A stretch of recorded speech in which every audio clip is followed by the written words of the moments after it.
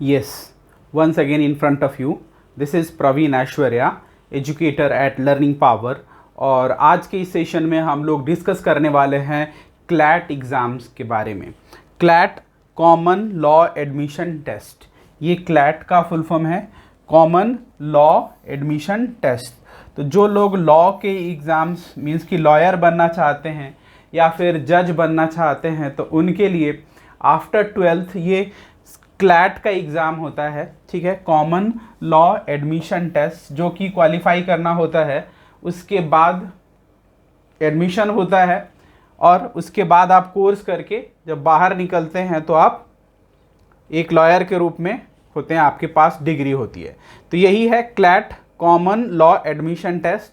और ये किस तरह से कंडक्ट करवाए जाते हैं, कितने मार्क्स के होते हैं, इसके सिलेबस कैसे होता है, प्रिपरेशन स्ट्रैटेजी क्या होगी और कौन कौन से ऐसे बुक्स हैं जिसको आप प्रीफर करेंगे तो इस एग्ज़ाम में अच्छा स्कोर कर पाएंगे, उसी के बेसिस पे आपको इन कॉलेजेस में एडमिशन मिलेगा। ठीक है, तो ये कौन कौन से बुक है, क्या क्या सिलेबस है, प्रिपरेशन स्ट्रैटेजी क्या होगी ताकि आप अच्छा स्कोर कर सके, इन्हीं को लेकर मैं आया हूँ। अब देखते हैं आगे कि क्या क्या इंक्लूड किया है मैंने। तो यहाँ पर आप देखेंगे CLAT common law admission test में कि इसमें क्या होता है कि common law admission test is a centralized national level entrance test for admission to the 25 out of 27। देखिएगा, जो सेंट्रलाइज्ड नेशनल लेवल की जो लॉ कॉलेजेस हैं उसमें से 25 जो है वो क्लैट के स्कोर पे एडमिशन लेता है, जबकि दो ऐसे हैं, पहला है NLU दिल्ली और दूसरा NLU मेघालय। ये दो ऐसे यूनिवर्सिटी हैं जहां पर आपको अलग से टेस्ट देना होता है। ठीक है, उसकी बात में करेंगे। पहले हम इन 25 जो क्लैट के हैं इनके स्कोर पे जो होता है उसकी बात करेंगे।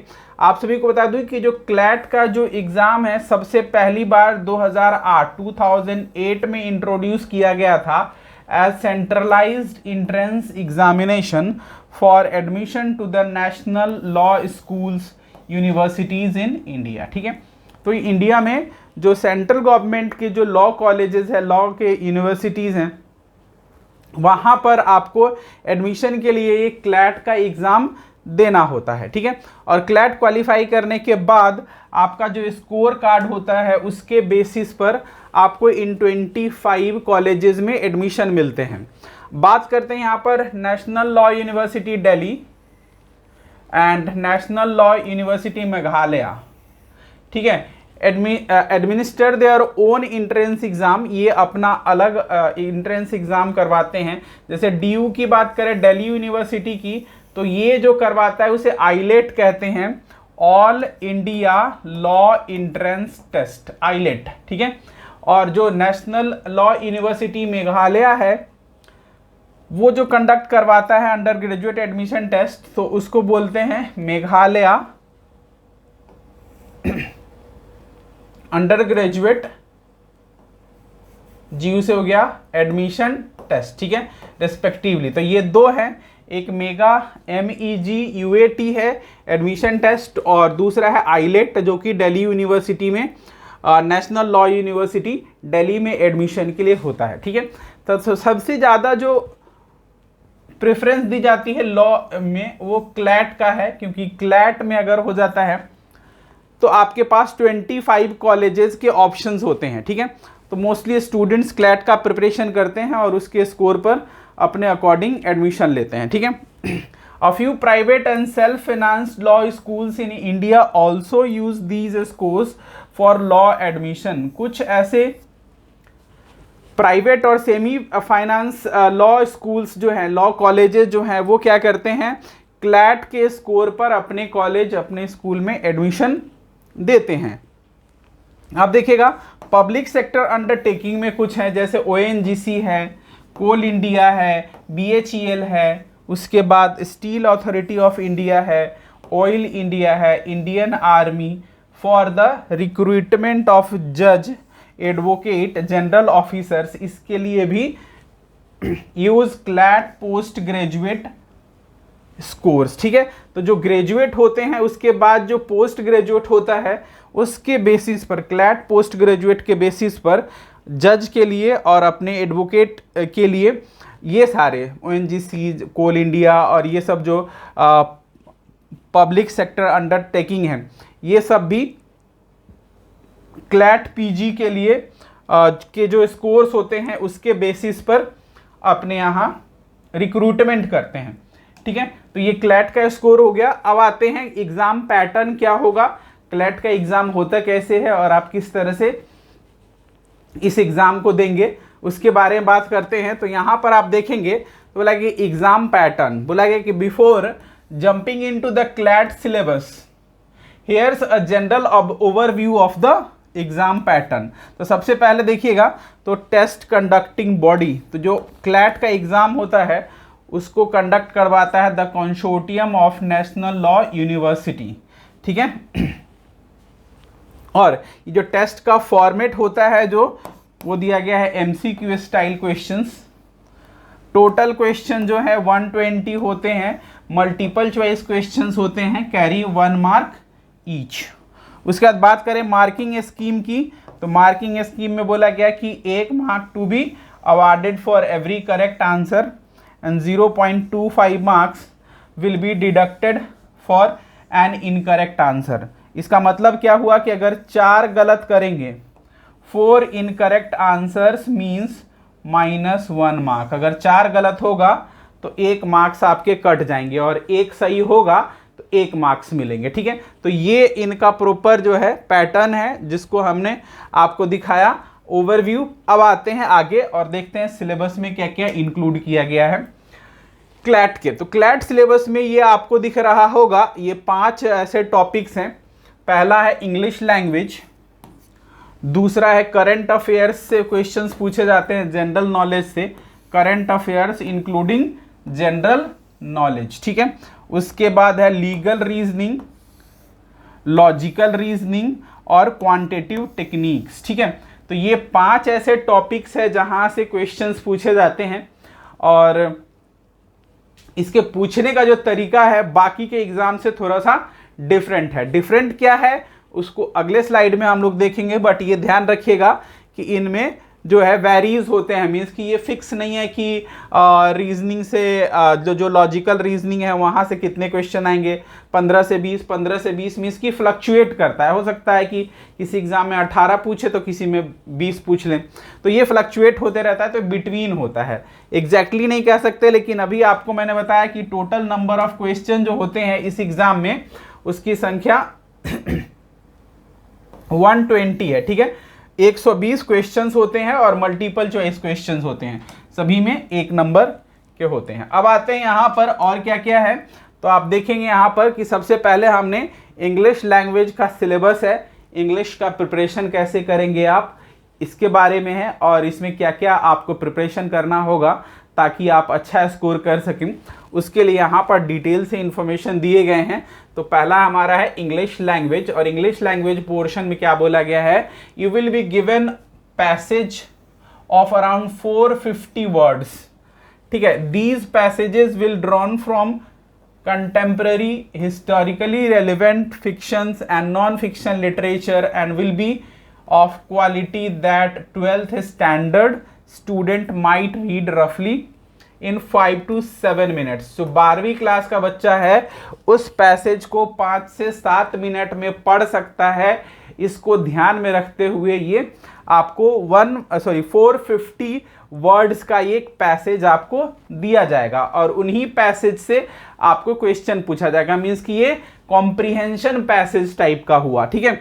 अब देखिए कॉम्प्रिहेंशन पैसेज है लेकिन इसी में आपसे वो 1 वर्ड सब्स्टिट्यूशन पूछेंगे, इसी में आपसे वो इडियम्स फ्रेजेस पूछेंगे, इसी से आपके जो हैं सिनोनिम्स एंटोनिम्स होंगे, मीन्स कि एक ही पैसेज से ग्रामर के भी कई पार्ट को कवर करेंगे और स्पेशली जो वर्ड्स होते हैं, जो सिनोनिम्स एंटोनिम्स हो गया है ना, इडियम्स फ्रेजेस हो गए है ना, ये सब आपसे जरूर पूछा जाएगा, ऑपोजिट वर्ड्स हो गए, ठीक है। तो ये सब पैसेज के माध्यम से जो पैसेज होगा उन्हीं में से किसी वर्ड को वो पिक करेंगे और उनसे आपसे क्वेश्चन पूछेंगे। ये इनका मेथड होगा क्वेश्चन पूछने का। बोला गया है कि each paragraph will be followed by series of question that will demand you to demonstrate your comprehension and linguistic skill including your ability to। अब देखिए linguistic skill भी आपसे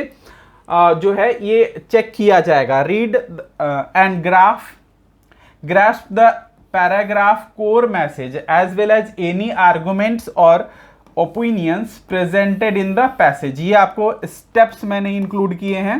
तो क्या क्या करना है आपको, based on the reading draw deduction and conclusion, summarize the passage, है ना। ये सब आपको देखिए आपको पता होना चाहिए कि जो 120 क्वेश्चन है ना उसमें आपको पैसेज भी पढ़ना है और उस पैसेज से मीन्स कि एक पैसेज होगा उससे 4 से 5 क्वेश्चन आपके सॉल्व होंगे, 4 to 5 क्वेश्चन उससे आपको सॉल्व होंगे, लेकिन रहेगा पैसेज में ही। ठीक है, तो पैसेज आप लोग फेमिलियर होंगे, ऐसा नहीं है कि मैं कुछ नया चीज़ बोल रहा हूँ। आप 9-10 से ही पैसेज कॉम्प्रिहेंशन पैसेज करते आ रहे होंगे, लेकिन ये वाला पैसेज जो है ये न्यूज़पेपर से हो सकता है, ये किसी नोवेल का पार्ट हो सकता है, ये किसी हिस्ट्री का पार्ट हो सकता है। मीन्स कि हम एग्जैक्टली नहीं कह सकते कि कहाँ से ये 450 वर्ड का पैसेज होगा। बोला गया कि compare and contrast the various argument of perspective presented in the passage, recognize the meaning and certain words and phrases in the context of the passage। ठीक है, तो इस तरह से एक ही पैसेज में आपके ग्रामर के कई पोर्शन को वो टच करेंगे। तो ध्यान रखिएगा ये पैसेज पूरा ग्रामर और पूरा जो आपके उस पैसेज में और भी कई सारे मीनिंग निकलते होंगे उन सबको लेकर होगा। ठीक है, अब आते हैं आगे। इंग्लिश लैंग्वेज के बाद जो अगला है हमारा वो है करंट अफेयर्स और जनरल नॉलेज। ठीक है, करंट अफेयर्स और जनरल नॉलेज के लिए आपको क्या करना पड़ेगा, बोला कि in this section you will given a passage. अब देखिएगा करंट अफेयर्स में भी पैसेज है, ठीक है, तो कहीं पे भी बिना पैसेज का नहीं है। आपको ये सोच रहे होंगे कि जो वैसे दूसरे एग्जाम्स में क्या होता है कि क्वेश्चन होता है उसके नीचे answer question, option 4 question, option 4, ऐसा नहीं है। यहाँ पर आपको जनरल नॉलेज और करंट अफेयर्स में भी एक पैसेज दिया जाएगा 450 वर्ड का। एक नहीं वो 3 पैसेज पूछ सकते हैं, क्योंकि अगर 15 क्वेश्चन पूछना है उनको तो एक पैसेज से 5 क्वेश्चन रहेगा। ठीक है, और उन 5 के आंसर करेंगे फिर अगला पैसेज होगा, फिर उनका करेंगे फिर अगला पैसेज होगा, ऐसे करके वो 3 पैसेज इस तरह से 450 वर्ड के आपको दे सकते हैं। बोला कि the excerpts will be drawn from news article, जैसा कि मैंने बताया, journalistic source and other notification works. Questions में भी incorporate an evaluation of legal material, knowledge addressed in or connected with the passage, but no more legal knowledge beyond the passage is required। Means कि जो passage में दिया हुआ है उससे बाहर का कोई भी आपको नॉलेज, इसमें लीगल नॉलेज की ज़रूरत नहीं होगी। जो पैसेज में लिखा है उसी में से आपको आंसर ढूंढना है। ठीक है, तो ये थोड़ा सा इजी वाला वर्क है, बट जितना आसान समझते उतना है नहीं।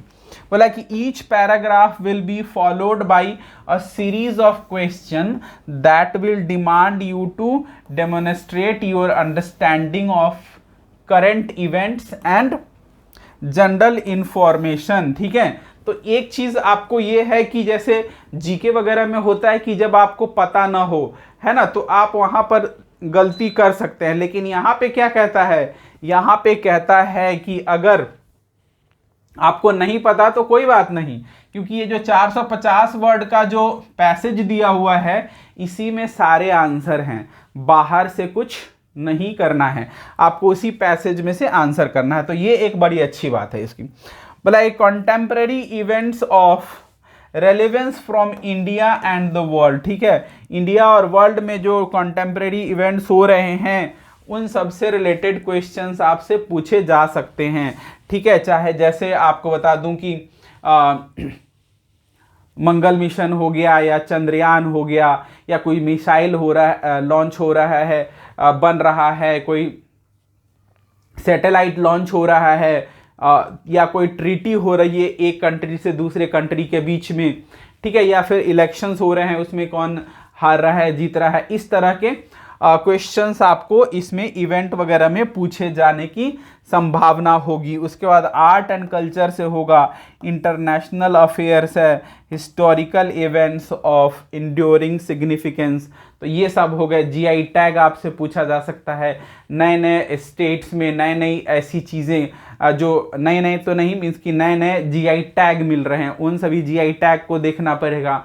आपको अवार्ड से क्वेश्चंस पूछा जाएगा, नोबेल अवार्ड से कि नोबेल अवार्ड किसको दिया गया है 2024 में फिजिक्स के फील्ड में, या फिर आपसे पूछा जाए कि लिटरेचर के फील्ड में किसे दिया गया, पीस के लिए किसे दिया गया है। तो इस तरह से आपको नोबेल प्राइज से पूछे जा सकते हैं। वो सब बताएंगे आपको कि आप कैसे उसका प्रिपरेशन करेंगे और कैसे अच्छा स्कोर कर पाएंगे। अगला हमारा है लीगल रीजनिंग। अब देखिएगा, जैसा कि हमने पहले बार देखा, पहला हमारा इंग्लिश का था, इंग्लिश में भी पैसेज ही थे और उस पैसेज से आपको क्वेश्चन था। उसके बाद दूसरा हमने देखा, तो दूसरे में जनरल नॉलेज और करंट अफेयर्स से रिलेटेड थे और उसमें भी आपको पैसेज ही दिया जा रहा था। और इस बार जो लीगल रीजनिंग आ रहा है इसमें भी आपको एक पैसेज दिया जाएगा, ठीक है। तो एक तरह से देखिए तो आपसे सिर्फ पैसेज इस तरह से पूछे जा रहे हैं जैसे आपको जो है बड़े ध्यान से देखना पड़ेगा, है ना, उसकी आदत डालनी होगी। वैसे भी लॉयर्स जो होते हैं उनको एक एक वर्डिंग जो होता है वो ध्यान में रखना होता है, एक एक वर्डिंग से फैसला पलट जाता है, इसीलिए स्टार्टिंग से ही आप में वो एबिलिटी ढूंढी जा रही है ना। इसलिए ये क्लैट का एग्ज़ाम लिया जा रहा है ताकि आपको वो आइडेंटिफाई कर पाए कि जिस पर्सन को लॉयर बना रहे हैं क्या वो सारे पैसेजेस को अच्छे से अंडरस्टैंड कर रहा है, क्योंकि जब केसेस आपको मिलने शुरू होंगे या फिर आप जब आगे पढ़ाई करेंगे तो एक एक स्टेटमेंट से जो है केस पलट सकता है। इन चीज़ों को ध्यान में रखते हुए क्लैट के एंट्रेंस में आपको सभी में पैसेज दिए जाते हैं। अब देखिए, नाम इसका लीगल रीजनिंग है और आपसे क्या पूछा जा रहा है वो देखिएगा। One of the most important sections in CLAT syllabus, क्या लीगल रीजनिंग क्या है, बहुत ही इंपॉर्टेंट सेक्शन है क्लैट सिलेबस में। This section will assess the candidates interest in the study of law, research, aptitude and problem solving abilities, ठीक है। इसमें situation based questions होंगे, बोला कि the question would be based on text that pertain to event और scenarios involving legal issues. अब इसमें क्या होगा कि कुछ ऐसे सिनारियोज होंगे जिसमें लीगल इश्यूज होंगे, वो सब आपको दिए जाएंगे और उसमें से आपको आंसर करना पड़ेगा। देखिए सिचुएशन क्या बोला है कि the 450 word passage would contain certain rules and principle that should be identified and accordingly applied to the questions, ठीक है। तो यहां पर भी आपको क्या कहा गया कि 450 वर्ड का एक पैसेज होगा और उसी पैसेज से आपको जो है उस सिनारियो सिचुएशन बेस्ड क्वेश्चन और उनमें कुछ लीगल चीज़ें होंगी जो कि आपको बेसिक नॉलेज होना चाहिए, वो सारी चीज़ें सिचुएशन दे करके आपसे एक पैसेज यहाँ पर भी लीगल रीजनिंग में पूछा जाएगा, ठीक है। अब आते हैं यहाँ पर कैसे करेंगे आप। तो each passage will followed by series of question in which you will be required to answer, ठीक है। क्या बोलना पड़ेगा, identify and deduce the passage rule and principles, apply these rules and concepts to variety of factual circumstances and understand how modifications to the rules or principles may affect how they are applied in different factual circumstances। तो ये सारी चीज़ें आपको क्या करना पड़ेगा, अपने according concept को अप्लाई करना पड़ेगा, ठीक है। तो ये आपके लीगल रीजनिंग होंगे। उसके बाद आपसे पूछे जाएंगे क्वेश्चन लॉजिकल रीजनिंग से। लॉजिकल रीजनिंग क्या है, तो इसमें भी आप सोच रहे होंगे कि लॉजिकल रीजनिंग में CUET वाला कर लेंगे।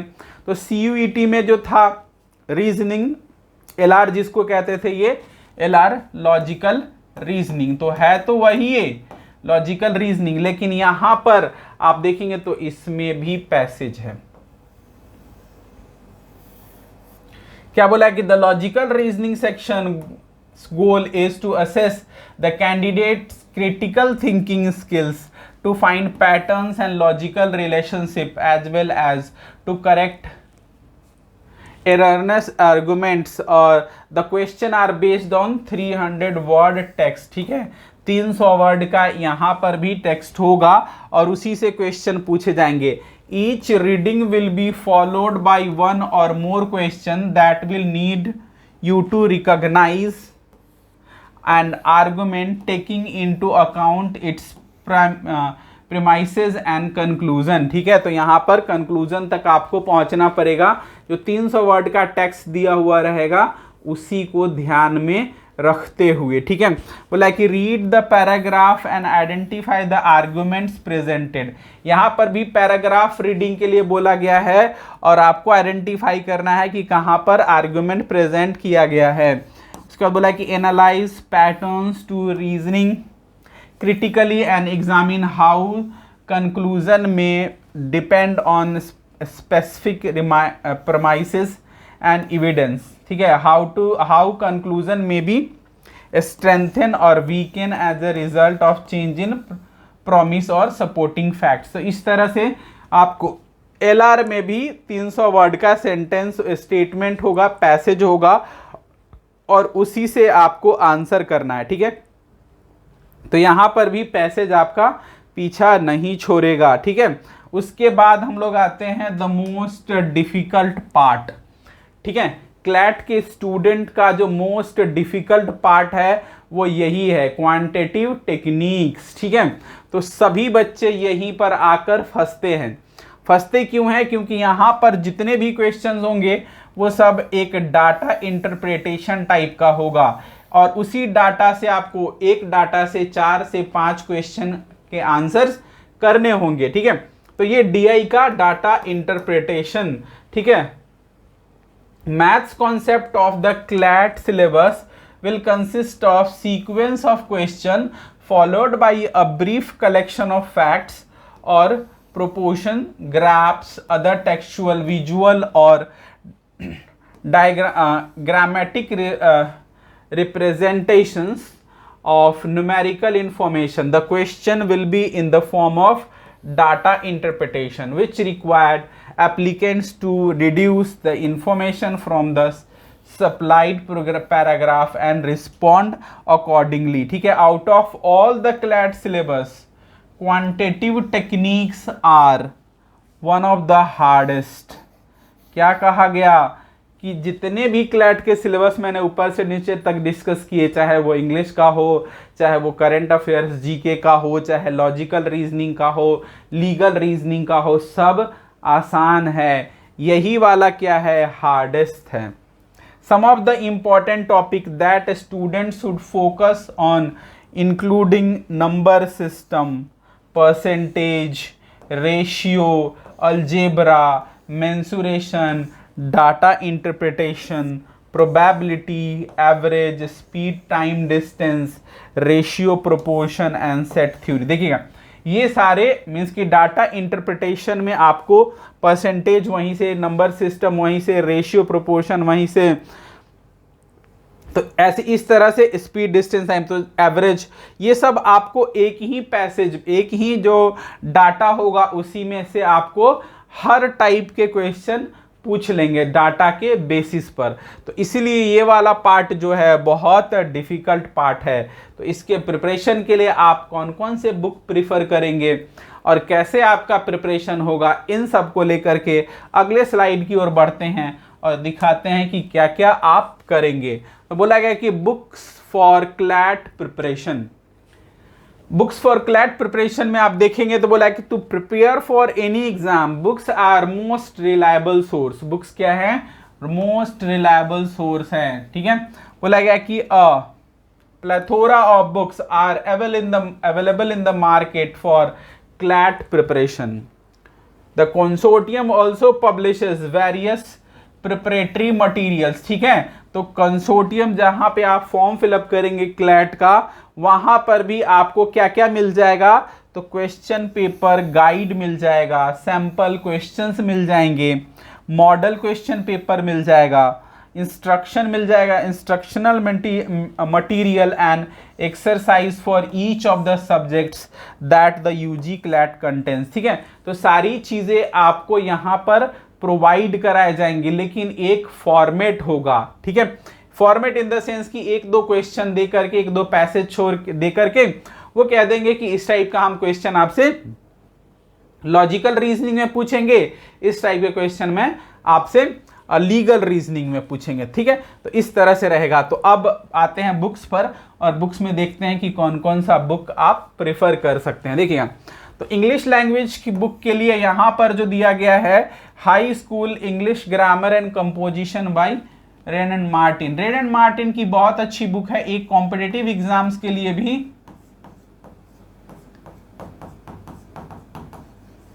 कॉम्पिटिटिव एग्जाम्स के लिए भी रेन एंड मार्टिन की एक बुक आती है, बहुत अच्छी है।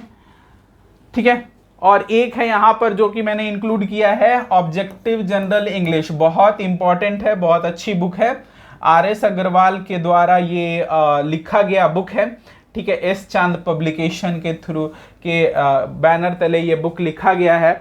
और आप सभी को बता दूं कि ये ऑब्जेक्टिव जनरल इंग्लिश जो है सभी कॉम्पिटिटिव एग्जाम्स के लिए बहुत इंपॉर्टेंट है। ठीक है, मोस्टली लोग इस बुक को प्रेफर करते हैं। ठीक है, अभी नया वर्जन आया है, रिवाइज्ड एडिशन आपको यहाँ पर लिखा हुआ दिख जाएगा। ठीक है, उसके बाद दूसरी बुक तो ये आर.एस. अग्रवाल की मैंने बता दी, objective general English by R S. Agarwal. देखिएगा, एक है English is easy by Chetan Anand Singh, ये भी बुक आप ले सकते हैं।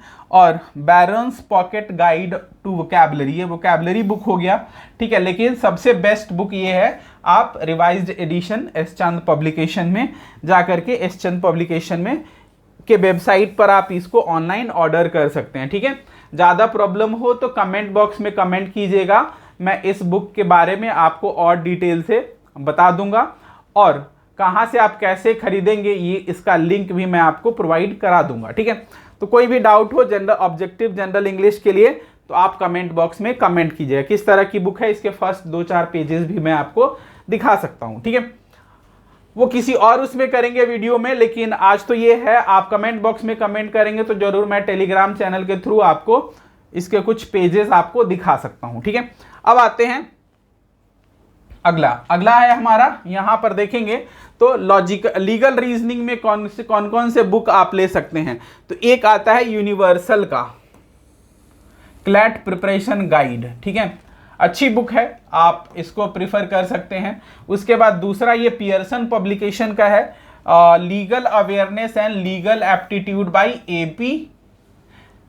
भारद्वाज। ठीक है, ये ए.पी. भारद्वाज की ये बुक है, आप देख सकते हैं, लीगल एप्टीट्यूड, ये वर्क बुक है। ठीक है, लॉ एंट्रेंस के लिए यहाँ पर लीगल अवेयरनेस और लीगल एप्टीट्यूड के लिए एक बुक आती है, मैंने एक इस तरह से आपको इंक्लूड कर दिया है। क्लैट स्लैट इन सब के लिए समान रूप से इंपॉर्टेंट है, यूजी पीजी सब के लिए। ठीक है, उसके बाद है Lexus and Nexis butter words. ठीक है, आप ये भी ले सकते हैं, और ये तो इंपॉर्टेंट है ही, बेयर एक्ट। ठीक है, बेयर एक्ट आपको पढ़ना पड़ेगा, bare act of the Indian constitution. ठीक है, तो ये भी आपको लेना पड़ेगा। ठीक है, तो ये हो गया आपको लीगल रीजनिंग में। अब आते हैं लॉजिकल रीजनिंग की बात करते हैं। अच्छा, उससे पहले ये मैथमेटिक्स है, जिसको हम लोग क्वांटिटेटिव एप्टीट्यूड, या अभी जो मैथ वाला सेशन था जो कि बोला कि हार्डेस्ट है, सबसे डिफिकल्ट पार्ट वही है, तो इसके लिए आप आर.एस. अग्रवाल की ये रिवाइज्ड एडिशन है क्वांटिटेटिव एप्टीट्यूड, ये परचेज कर सकते हैं। ठीक है, आपको एस चंद पब्लिकेशन के वेबसाइट पे ये जा करके वहां से आप ऑनलाइन परचेज कर सकते हैं। ठीक है, ये है क्वांटिटेटिव एप्टीट्यूड की बुक, जो सभी कॉम्पिटिटिव एग्जाम्स के लिए समान रूप से इंपॉर्टेंट है। उसके बाद आप क्लास 10 तक के एनसीईआरटी बुक्स को भी पढ़ सकते हैं। ठीक है, ज़्यादातर मार्केट में ये वाला बुक जो है प्रिफरेबल है सभी एग्जाम्स के लिए। ठीक है, मैंने आपको रिकमेंड कर दिया है, आप इसे परचेज कर सकते हैं। ठीक है, उसके बाद हम लोग आते हैं आगे अगले बुक की ओर, और ये है लॉजिकल रीजनिंग की बुक। और इस लॉजिकल रीजनिंग में भी आप R S. Agarwal, verbal and non verbal reasoning by R S. Agarwal, देखिएगा यहाँ पर बोला है कि a modern approach to verbal and non verbal reasoning, ये भी RS अग्रवाल की है, जिसे आप परचेज कर सकते हैं और इससे आप अपने एग्जाम्स में अच्छा स्कोर कर सकते हैं इसको पढ़कर, ठीक है।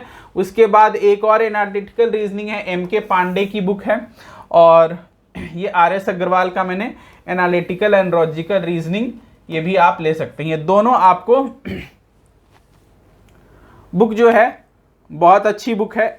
MK पांडे की बुक तो मैंने नहीं देखी है, बट RS अग्रवाल बहुत सारे स्टूडेंट को मैंने रिकमेंड किए हैं और उनका रिजल्ट भी काफ़ी अच्छा आया है। तो इस तरह से आप लॉजिकल रीजनिंग के लिए इस RS अग्रवाल की बुक पर, एस चंद पब्लिकेशन की बुक पर भरोसा कर सकते हैं, ठीक है। अब आते हैं आगे। अगला है यहाँ पर जनरल नॉलेज और करंट अफेयर्स के लिए कौन सा बुक देखा जाए। तो आप देखेंगे यहाँ पर कि कई सारे पब्लिकेशन है जो ये मनोरमा की बुक या करंट अफेयर्स की बुक के लिए वो करते हैं, प्रीफर करते हैं। लेकिन आप सबको क्या क्या करना है वो बता देता हूँ। देखिएगा, पियर्सन का है जनरल नॉलेज का मैनुअल, उसके बाद लूसेंट जनरल नॉलेज, आप इसको कर सकते हैं। इसकी जगह एक और बुक आती है लूसिड, ठीक है, ये भी जो है एस चंद पब्लिकेशन की है। तो लूसिड बुक भी आप जो है कर सकते हैं। इसमें बहुत अच्छे डायग्राम्स के थ्रू समझाया गया है, ठीक है। तो लूसिड सामान्य ज्ञान या लूसिड जनरल नॉलेज करके ये आपको बुक मिल जाएगी, ये आप प्रिफर कर सकते हैं। आप लूसिड के लिए जब आप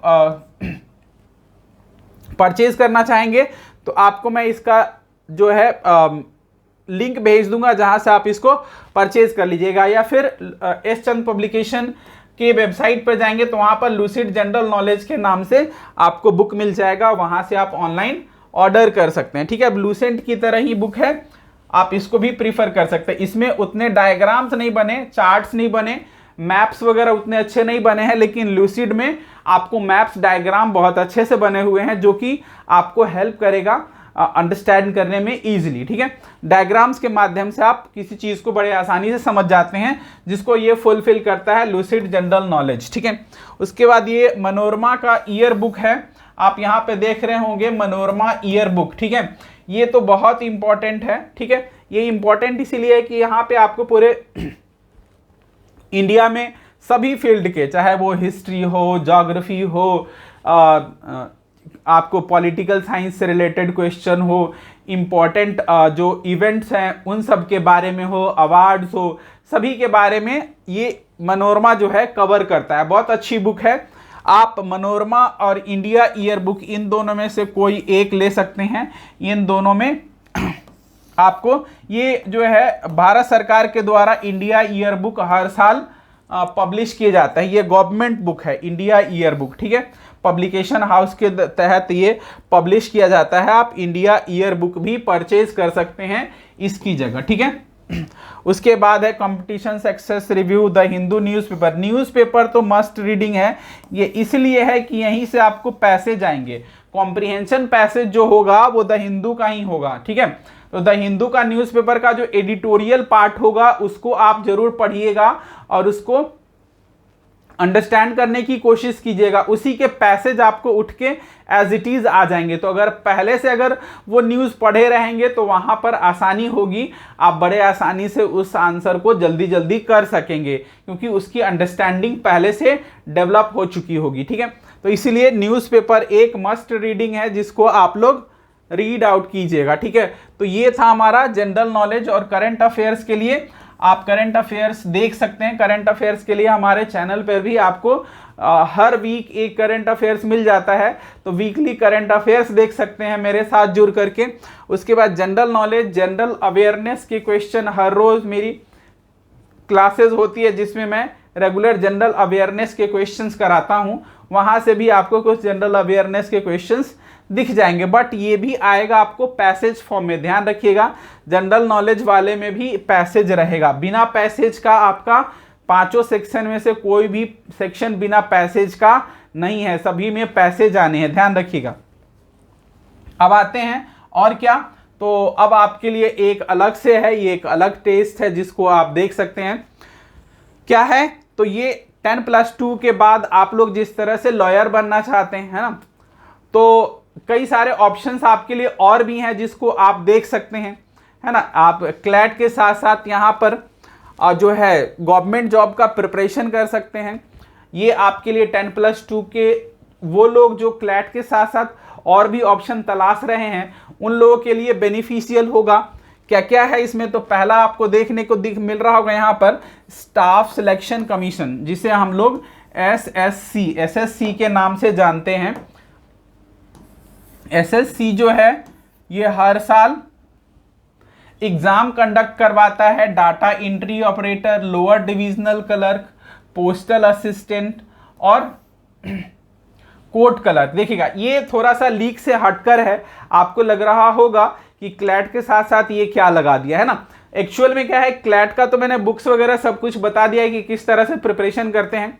आप उसके साथ साथ उन्हीं बुक से, जो बुक आप परचेज कर रहे हैं, जो प्रिपरेशन कर रहे हैं, उन्हीं बुक से आप इन सब का भी प्रिपरेशन कर सकते हैं और गवर्नमेंट जॉब ले सकते हैं। ठीक है, तो गवर्नमेंट जॉब भी एक अपने तरीके का बहुत अच्छा सेक्टर है जहां पर लोग जो है अपने जॉब की सिक्योरिटी के लिए जाते हैं। ठीक है, जैसे लॉयर बनते हैं तो जॉब की सिक्योरिटी नहीं है, लेकिन आप 10+2 के बाद इन सब पोस्ट पे अगर आप एग्जाम देकर करते हैं तो जॉब की सिक्योरिटी मिलती है। क्या क्या है, तो पहला मैंने बताया एसएससी के थ्रू आप जा सकते हैं, एसएससी CHSL, ठीक है, combined higher secondary level exam. उसके बाद पुलिस एग्जाम, यानी कि पुलिस वाले में जाना है तो आप इसको भी ट्राई कर सकते हैं।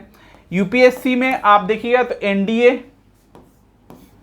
नेशनल डिफेंस एकेडमी और नेवल एकेडमी, ठीक है, ये दोनों में आप जा सकते हैं। इसके लिए भी आपको प्रिपरेशन करना होगा, यूपीएससी इसका एग्जाम कंडक्ट करवाती है। उसके साथ साथ इंडियन नेवी है, CISF है, इंडियन रेलवे है। इंडियन रेलवे में अलग अलग पोस्ट पर भी आप आफ्टर 12th जा सकते हैं। तो ये सारे ऑप्शंस आपके लिए है। इन सब के बारे में डिटेल से मेरे चैनल पे आपको मिलेगा टाइम टू टाइम, इसलिए पहली बार चैनल पे आए हैं तो चैनल को सब्सक्राइब कर लीजिएगा। लेक्चर अगर अच्छा लगा होगा तो लाइक भी कर दीजिएगा। ठीक है, तो ये सब सारी चीज़ें थी जिसमें आपको क्लैट के बारे में बताया। और भी ज़्यादा इन्फॉर्मेशन के लिए या कुछ और इन्फॉर्मेशन चाहिए तो कमेंट बॉक्स में कमेंट कीजिएगा। मिलते हैं फिर नेक्स्ट सेशन में, करेंगे कुछ और इम्पॉर्टेंट एग्जाम्स के बारे में। Thanks for watching, have a nice day.